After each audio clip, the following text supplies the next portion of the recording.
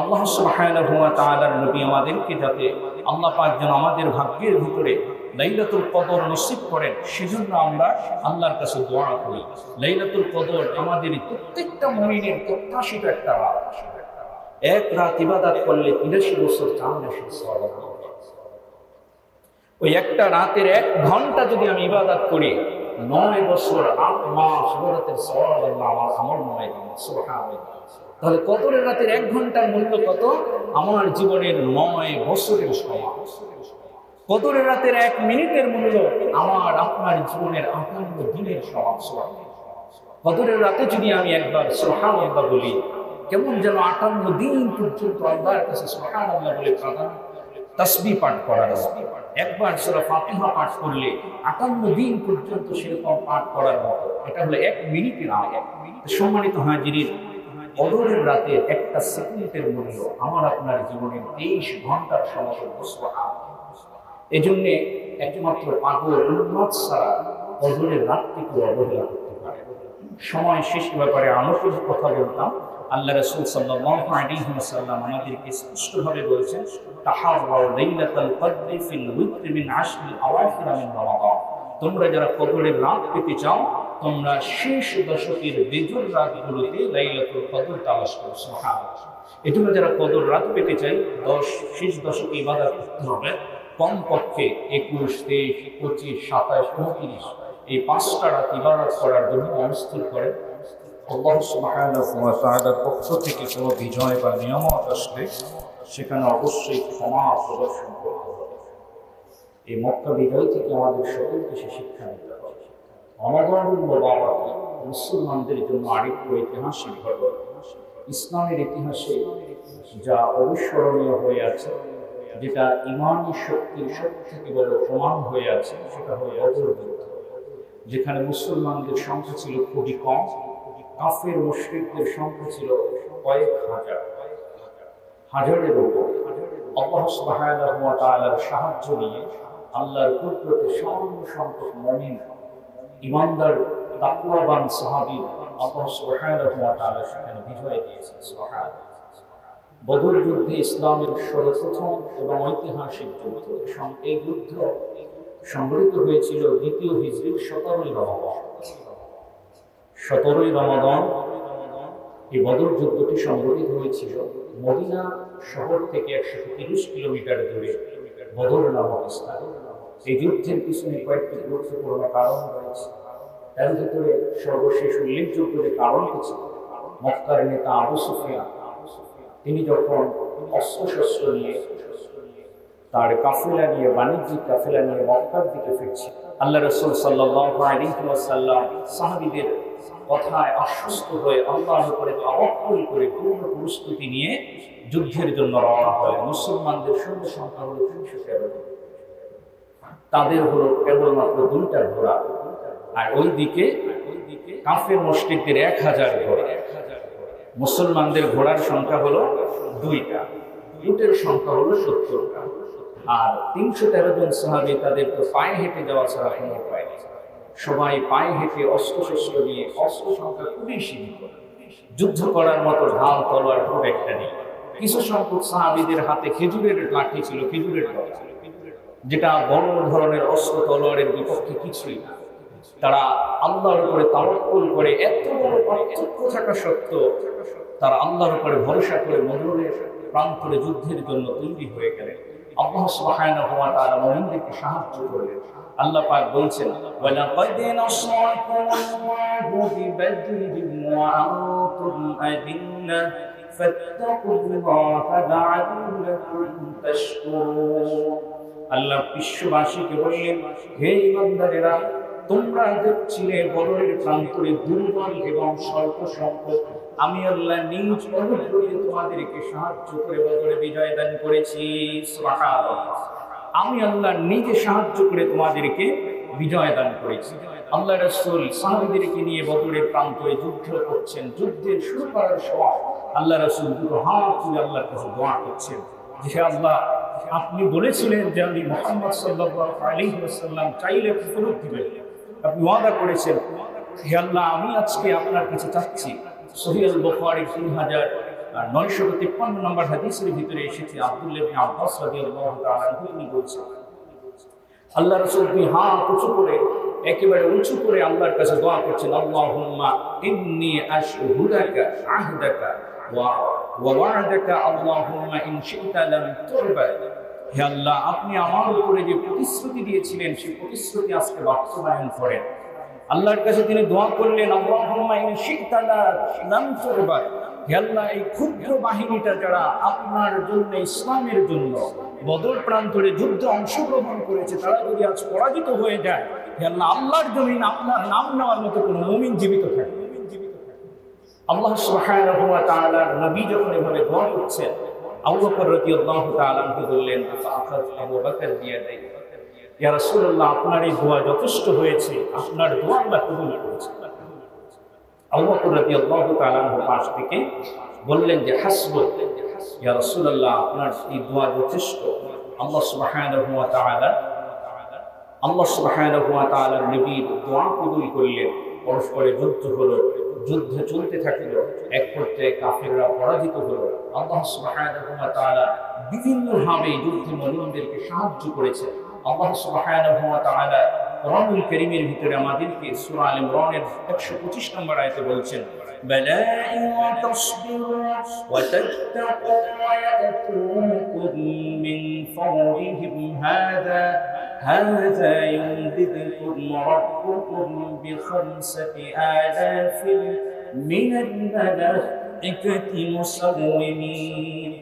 আল্লাহ পাক জানিয়ে দিলেন, যদি মুমিন ধৈর্য ধারণ করে এবং তাকওয়া অবলম্বন করে, দুইটা গুণ যদি মুমিনদের ভিতরে থাকে, এক নম্বরে হলো মুমিনরা যদি তাকওয়াবান হয়, দুই নম্বরে হলো যদি আল্লাহর উপরে তাওয়াক্কুল ধৈর্য থাকে, তাহলে আল্লাহ পাক জানিয়ে দিলেন যে হঠাৎ করে হোক, যেভাবেই হোক, কাফের মুশরিকরা যদি তোমাদের উপর আক্রমণ করে, মুখোমুখি যুদ্ধে যদি তোমরা আক্রান্ত হয়ে যাও, আমি রব্বুল আলামিন তোমাদেরকে 5000 ফেরেশতা পাঠিয়ে মুসলমানদেরকে সাহায্য করব। সুবহানাল্লাহ। আল্লাহ পাক ফেরেশতা পাঠিয়ে মুমিনদেরকে কি করবে? সাহায্য করবে। আল্লাহ আয়াতুল ভিতরে আল্লাহ বলছেন যে মুরদিফিন, ধাপে ধাপে বদর যুদ্ধে আল্লাহ ফেরেশতা পাঠিয়ে মুমিনদেরকে সাহায্য করেছেন। সুবহানাল্লাহ। সম্মানিত হাজিরিন, এখান থেকে মুমিনদেরকে শিক্ষা নেওয়া উচিত, ঈমানিতে তাকওয়া যদি থাকে, মুমিনরা কখনো পরাজিত হয় না। মুমিনদের যদি আল্লাহর উপরে তাওয়াক্কুল থাকে, শক্তি থাকে, আল্লাহ সুবহানাহু ওয়া তাআলা মুমিনদেরকে অবশ্যই বিজয় দান করবেন। আল্লাহ সুবহানাহু ওয়া তাআলা এই বদর যুদ্ধের চেতনা আমাদের প্রত্যেকটা মুমিনের হৃদয়ে ধারণ করার তৌফিক দান করুন, আমরা সকলে বলি আমিন। সম্মানিত হাজিরিন, রমাদানুল মুবারাকের দ্বিতীয় দশকে আমরা রয়েছি। তৃতীয় দশকে আল্লাহ সুবহানাহু ওয়া তাআলার নবীর পক্ষ থেকে একটি নির্দেশনা রয়েছে, একটি সুন্নাহসম্মত আমল হলো আল্লাহর ঘর মসজিদে শেষ দশক ইতিকাফ করা। এটা আল্লাহ সুবহানাহু ওয়া তাআলার নবীর পক্ষ থেকে নির্দেশনা। কোরআনুল কারীমের ভিতরে আল্লাহ সুবহানাহু ওয়া তাআলা ইতিকাফ সংক্রান্ত বিষয় আল্লাহ সুবহানাহু ওয়া তাআলা বলেন, ইব্রাহিম আলাইহিস সালাতু ওয়াস সালাম এবং ইসমাঈল আলাইহিস সালাতু ওয়াস সালাম দুজন সম্মানিত নবী, তাদের কথা উল্লেখ করে আল্লাহ পাক কোরআনুল কারীমে ইরশাদ করেন যে ওয়াহিদিনা ইলা ইব্রাহিম ওয়া ইসমাঈল। আল্লাহ পাক বলছেন যে আমি ইব্রাহিম আলাইহিস সালাতু ওয়াস সালাম ও ইসমাঈল আলাইহিস সালাতু ওয়াস সালামকে নির্দেশ করলাম, আদেশ করলাম, আন তাহিরা বাইতিয়া লিত-তাইফিন, তোমরা কাবা গৃহকে, আল্লাহর ঘরকে পবিত্র রাখবে তাওয়াফকারীদের জন্য, ওয়াল আকিফিন, ইতিকাফকারীদের জন্য, ওয়া রিকা'আস সুজুদ, এবং রুকুকারীদের জন্য এবং সিজদাকারীদের জন্য। এই কাবাকে আল্লাহ সুবহানাহু ওয়া তাআলা প্রতিষ্ঠিত করেছেন আল্লাহর দ্বীন প্রতিষ্ঠার জন্য, ইতিকাফকারীদের জন্য, তাওয়াফকারীদের জন্য, নামাজ আদায়কারীদের জন্য।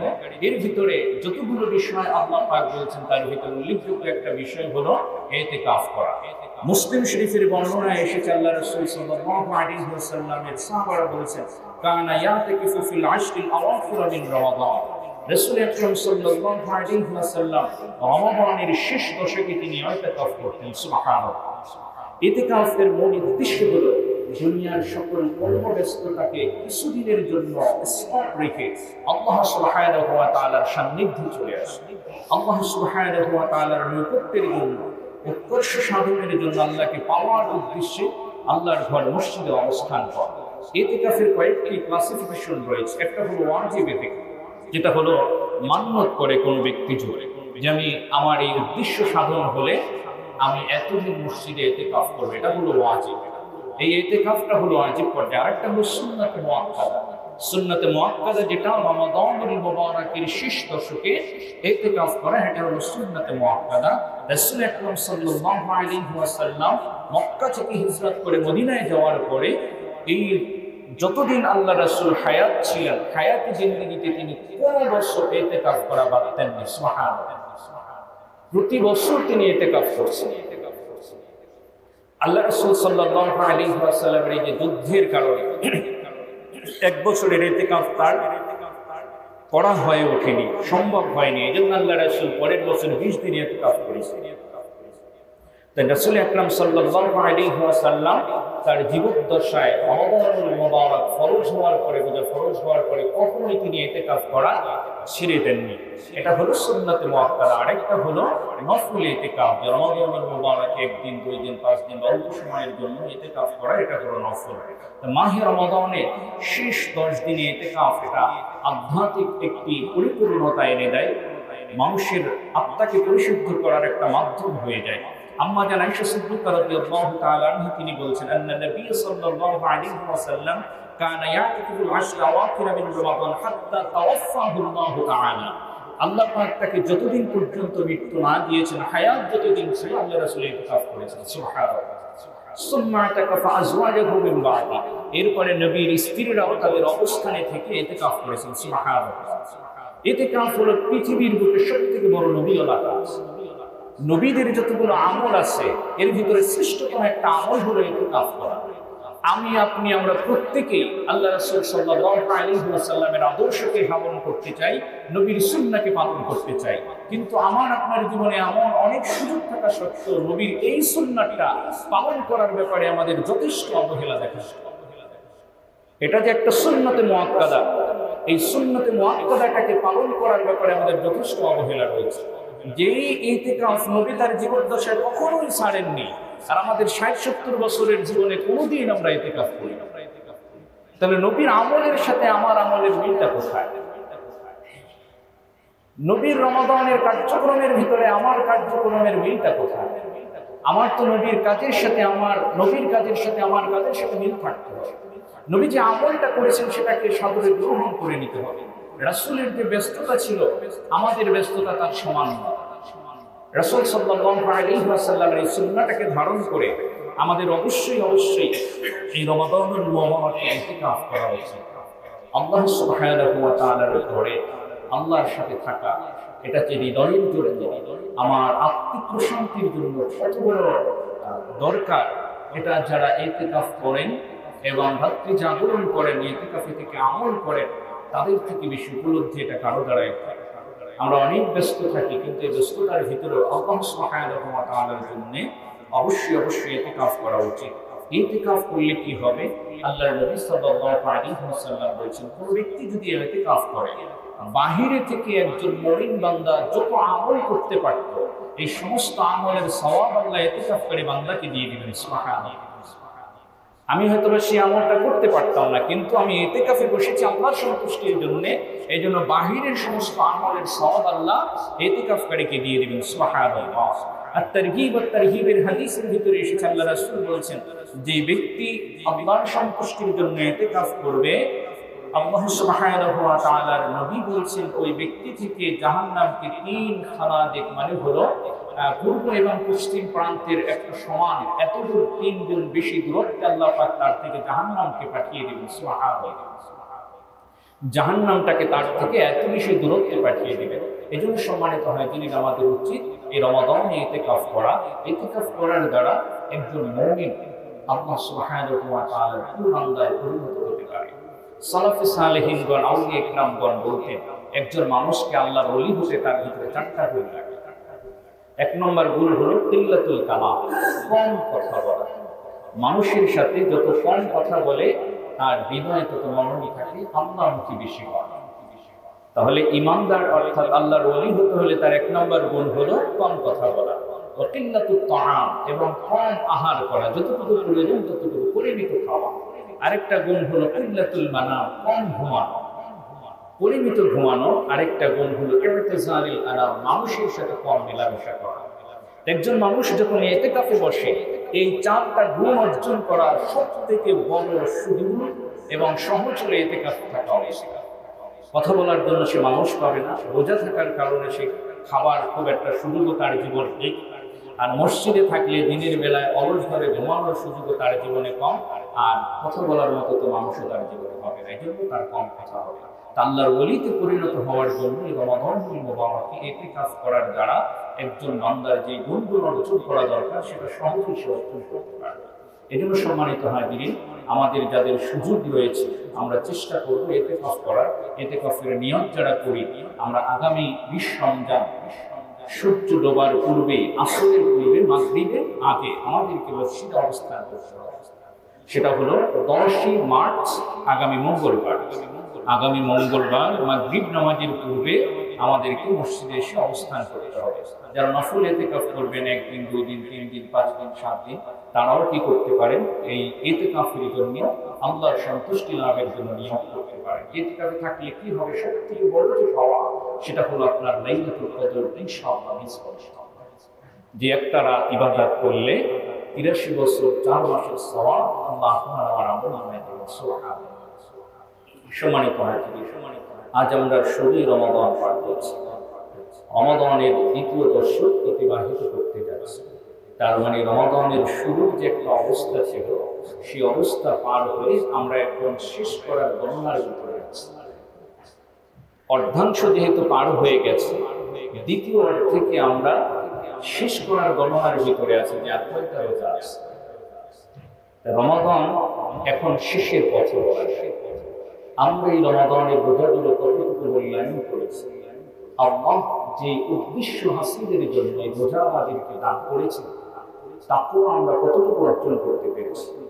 রোজা আমাদেরকে দিয়েছেন আমাদের গুনাহগুলোকে মাফ করানোর জন্য, সেই মাফ করানো আমরা কতটুকু করতে পেরেছি। রোজা আমাদেরকে আল্লাহ দিয়েছেন তার প্রিয় বান্দা হতে, আমরা সেই প্রিয় বান্দায় কয়জন পরিণত হতে পেরেছি, নাকি আমার আপনার জীবনে আগের মতোই গুনাহ আছে, আগে যেভাবে চলতাম সেভাবেই আছে। যদি সেটাই হয়, আমাদের মতো হতভাগ্য আর কেউ থাকবে না। আমরা যেন এই বাকি সময়টাকে মূল্যায়ন করি। সেজন্য একটা কথা আমি আপনাদেরকে বলতে চাই, আল্লাহ পাক আমাদেরকে কোরআনুল কারীমের ভিতরে স্পষ্টভাবে বলছেন, বাল তুসিরুনাল হায়াতাদ দুনিয়া ওয়াল আখিরাতু খায়রুন ওয়া আবকা। তোমরা দুনিয়ার জীবনকে বেশি প্রাধান্য দাও, অথচ পরকালীন জীবনটাই তোমাদের জন্য সবথেকে বেশি উত্তম এবং তোমাদের প্রাধান্য দেওয়া উচিত। যে দুনিয়ার জন্য আমরা সবাই পরিশ্রম, সেই দুনিয়া কিন্তু একদিন আমাদের ছেড়ে যেতে হবে। যখন আমরা ছেড়ে যাব, আমাদের সন্তানাদি আত্মীয় স্বজন কান্নাকাটি করবে, এরপরে জীবনের বাস্তবতায় তারা একদিন ভুলে যাবে, যেমনি ভাবে আমাদের আত্মীয় স্বজনদেরকে আমরা ভুলে গেছি। এই জন্য সম্মানিত হাজিরিন, হায়াত থাকতে আমাদেরকে এই রমাদানের অন্তত সময়গুলোকে মূল্যায়ন করা উচিত। আল্লাহর সান্নিধ্য পাওয়ার জন্য সাহাবায়ে কেরাম কত কষ্ট করেছেন। আল্লাহ সুবহানাহু ওয়া তাআলার সন্তুষ্টি পাওয়ার জন্য তারা শুধু রোজার মাস নয়, 12টি মাস সময়টাকে তারা আল্লাহর জন্যই ব্যয় করেছে। আমি তো আপনার কাছে শুধু এই রমাদানের কয়েকটা দিন চাচ্ছি যে আপনি আপনার শ্রেষ্ঠ সময়টা আপনি রোজার ভিতরে আল্লাহর জন্য ব্যয় করেন। কিন্তু সাহাবাগণ, তাবিঈনগণ তারা পরিপূর্ণ 12 মাস আল্লাহর জন্য ব্যয় করতেন। রমাদানুল মুবারকে তারা রাতকে 3 ভাগে ভাগ করে দিতেন। এক ভাগে তারা কোরআন তিলাওয়াত করতেন, আর এক ভাগে তারা কিয়ামুল লাইল করতেন, আর এক ভাগে তারা আল্লাহর কাছে প্রার্থনা করতেন, ক্ষমা চাইতেন। কত সাহাবী রাতের বেলায় রাত তারা কখনোই ঘুমাতেন না। কয়েকজন সাহাবীর কথা আমরা বলতে পারি। আবু মুসা আশআরী রাদিয়াল্লাহু তাআলা আনহু, তিনি রাসূল সাল্লাল্লাহু আলাইহি ওয়াসাল্লামের একজন আনসারী সাহাবী ছিলেন। তিনি আল্লাহর দিকে মানুষকে সবসময় আহ্বান করতেন। তিনি ইয়ামেনে ইসলাম গ্রহণকারীদের ভিতরে প্রথম ব্যক্তি ছিলেন। ইয়ামেনে ইসলাম গ্রহণকারীদের ভিতরে প্রথম ব্যক্তি ছিলেন আবু মুসা আশআরী রাদিয়াল্লাহু তাআলা। আবু মুসা আশআরী রাদিয়াল্লাহু তাআলা আল্লাহু আকবার। তিনি ইয়ামেনের ভিতরে এত বেশি ইসলামের জন্য দাওয়াত দিয়েছেন যে কিছুদিন পরে অসংখ্য মানুষ ইসলামের দাওয়াতে দীক্ষিত হয়েছে। আলহামদুলিল্লাহ। তার মানে ইয়ামেনে যত মুসলমান ইমানদার গ্রহণ করেছে, সমস্ত ইমানদারের কোনো না কোনো সওয়াব আবু মুসা আশআরীর আমলনামায় আল্লাহ পৌঁছে। যত রাত তাহাজ্জুদ পড়বে তার কিছু একটা অংশ আবু মুসা আশআরী পাবে, যত কোরআন তিলাওয়াত করবে তার কিছু একটা অংশ আবু মুসা আশআরী পাবে, যত তাহাজ্জুদ পড়বে তার কিছু একটা অংশ আবু মুসা আশআরী পাবে, যত দোয়া করবে তার কিছু একটা আমলের অংশ আবু মুসা আশআরী পাবে।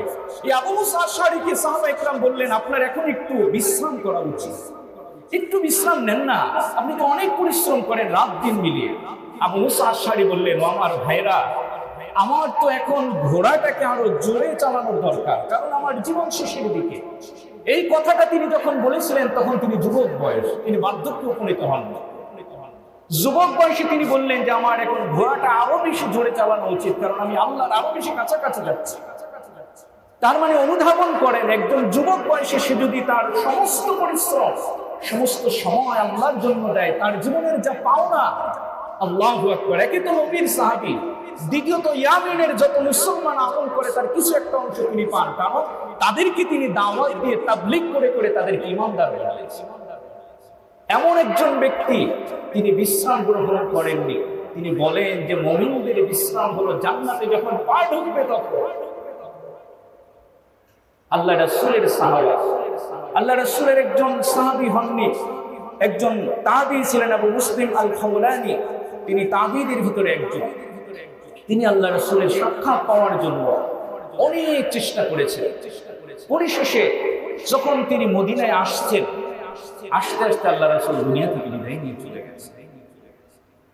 যখন বিদায় নিয়ে চলে গেলেন, তখন এই তাবী সাহাবীদেরকে লক্ষ্য করে বললেন, ও আল্লাহর নবীর সাহাবী, তোমরা মনে করো না যে আমাকে তুমি পরাজিত করতে পারবে।